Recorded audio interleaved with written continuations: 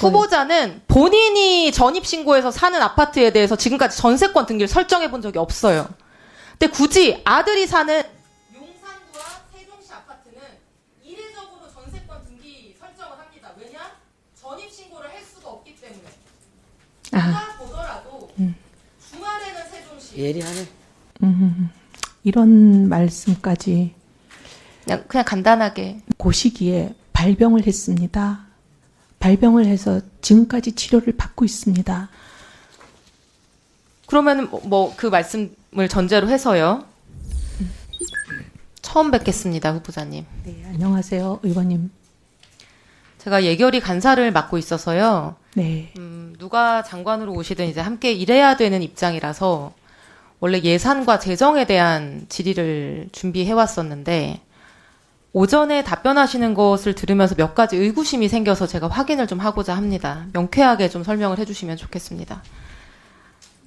결혼한 아드님이 원펜타스 청약, 당첨, 조사 다 끝난 후에서야 신부와 주민등록을 합친 거에 대해서 이제 의문을 많이들 제기하셨고 후보자 이렇게 답변했습니다. 아들과 며느리가 결혼식 직후에 관계가 깨졌다. 관계가 최악으로 치달아서 혼례를 유지하기 어렵다고 생각했다. 맞습니까? 네, 장남 내외부는 2023년 12월 16일에 결혼을 했고 그 이후 주민등록상 주소지가 전혀 겹치지 않다가 1년 5개월쯤 후인 2025년 4월 30일에 이제 용산 신혼집에 주소를 합치게 됩니다. 구체적으로 결혼식 이후 뭐 거의 직후에 파경이 된 건가요? 네, 사실 뭐 이런 말씀까지 그냥 간단하게 네, 말씀 주셔도 됩니다. 실은 그 시기에 발병을 했습니다. 발병을 해서 지금까지 치료를 받고 있습니다. 그런 사정이 좀 있었습니다. 아까는 관계가 파경이 됐다고 하지 않으셨던가요? 네, 관계가 파경이 되면서 이 모든 게 이제 정신적인 압박과 스트레스 등등으로 굉장히 최악의 상황으로 치달아서 발병도 하고 지금까지 치료를 받고 있습니다. 오전 답변하고는 또 전혀 다른 다르지 말씀인데요. 아닙니다, 의원님. 같은 얘기입니다. 그러면은 어쨌든 그게 이제 관계가 깨지면서 생겨나는 여러 가지 심리적인, 정서적인 문제로 발병입니다. 그러면은 관계가 깨지면서 스트레스와 이제 이런 걸로 좀 병을 얻으셨고 그래서 지금까지 좀 어려운 상황에 계시다는 말씀이신데 네.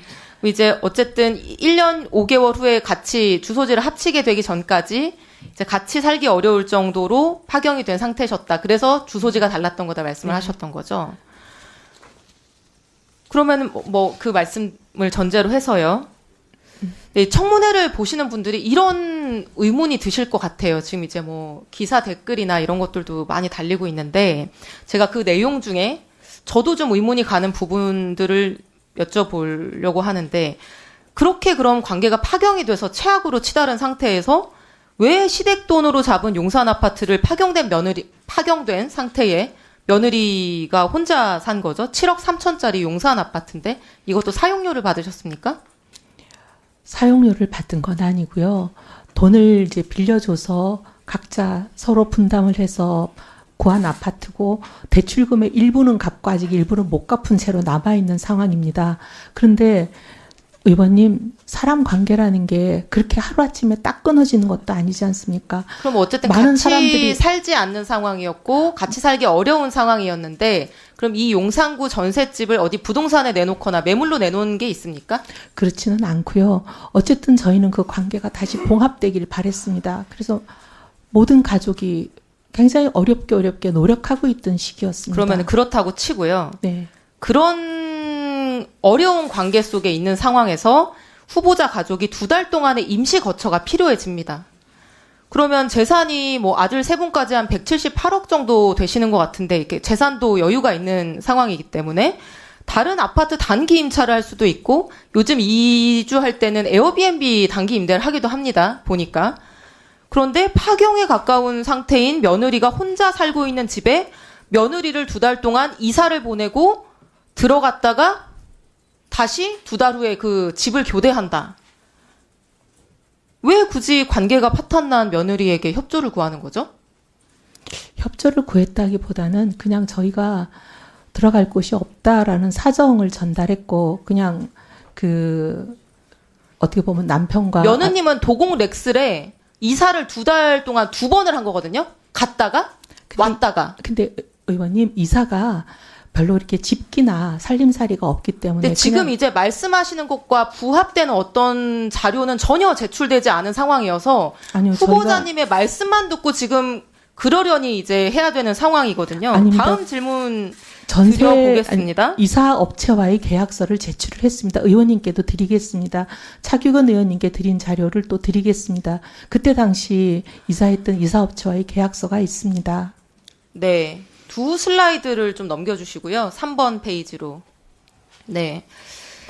왜 관계가 파경이 됐던 신혼부부가 1년 5개월이 지나서야 다시 같이 살게 됐느냐. 그리고 왜 하필 그날이 국토부의 원펜타스 부정청약 조사가 끝나고 그 결과가 발표된 그 바로 다음 날이냐. 지금 여기에 대해서 전혀 몰랐다고 말씀하셨잖아요. 왜냐하면 저희는 뭐 그렇게 답변을 아까 하셨는데 이걸 한번 보세요. 이게 2024년 8월입니다. 대대적으로 언론 보도가 됐습니다. 원펜타스에 살고 있는 사람들은 이거를 모르기가 어려웠을 것 같아요.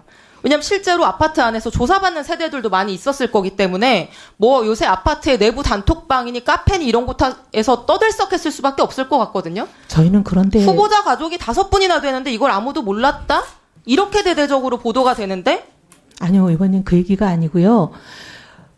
부정청약에 대한 조사가 있다는 자, 거는 그러면 대충 다음 들었죠. 질문도 그런데 그 드려볼게요. 조사 네. 수사 의뢰가 후보자님 언제 조금 끝나... 이따 제가 시간 드리겠습니다. 주시겠어요? 네, 감사합니다. 전세계약 평생 많이 체결하셨죠? 평생 무주택자셔서. 네. 전세계약 체결할 때 전세금 담보하기 위해서 보통 전입신고하고 확정일자를 받거나 전세권 등기하는 방법이 있습니다. 법적으로 효력은 동일합니다. 전입신고는 온라인으로도 가능하고 너무 간편한 방법이죠. 대신에 전세권 등기를 하려고 하면은 막 온갖 서류를 떼고 법무사 비용도 들어갑니다. 그런데 후보자 장남께서 거주했던 세종시 주택 슬라이드 보여주시겠어요? 용산 아파트에도 전세권 설정, 세종 아파트에도 전세권이 설정돼 있거든요. 근데 저는 지금까지 전세 살면서 한 번도 전세권 등기를 설정해 본 적이 없어요. 왜냐면 이게 시간도 많이 걸리고 비용도 들기 때문에.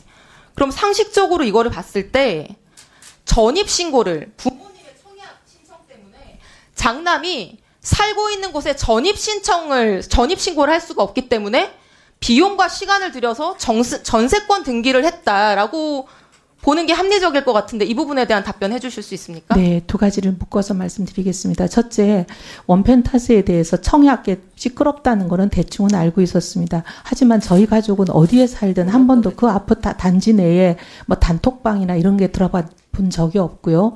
그럼에도 불구하고 대충 들어서는 알고는 있었습니다. 하지만 뭘 몰랐다고 말씀드렸냐면 그 수사가 의뢰가 끝났다는 거는 몰랐습니다.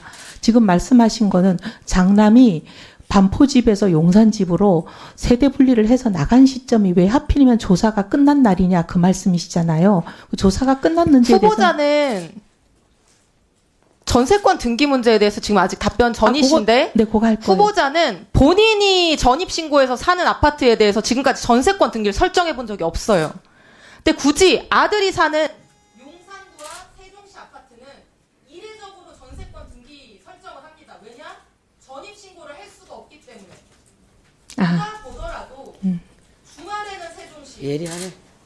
평일에는 용산에 살 수밖에 없는 후보자의 아드님이 이 원펜타스 청약과 당첨과 조사를 위해서 서초구에 가족들과 함께 주소를 함께 둬야 되기 때문에 나머지 2개의 아파트에는 이례적으로 전세권 등기를 설정한 거 아닙니까? 그렇지는 않고요. 사실은 이제 저희 그 시댁에 이런 모든 일을 담당해주는 전담 부동산 중개사가 있습니다. 그분에게 맡겼고 그분이 알아서 했는데 실은 전세권을 설정을 했는지 그런 거에 대해서 저는 정확하게는 몰랐습니다. 그런데 이번에 지금 말씀하시는 걸 듣고 며칠 전에 언론이 또 그런 얘기를 해서 저희들이 전세권이 설정됐구나 하는 걸 알았습니다. 말이 안 되지. 그렇지 않습니다, 위원장님. 네, 수고하셨습니다. 기획예산처 장관님 되실 분입니다. 모르쇠로 답변하시면 안 돼요. 전세권 설정에 대해서도 모른다? 아, 답답합니다. 자, 다음은 예, 저는 뭐 간단한 총평부터 좀 간단히 하고 시작하겠습니다. 지금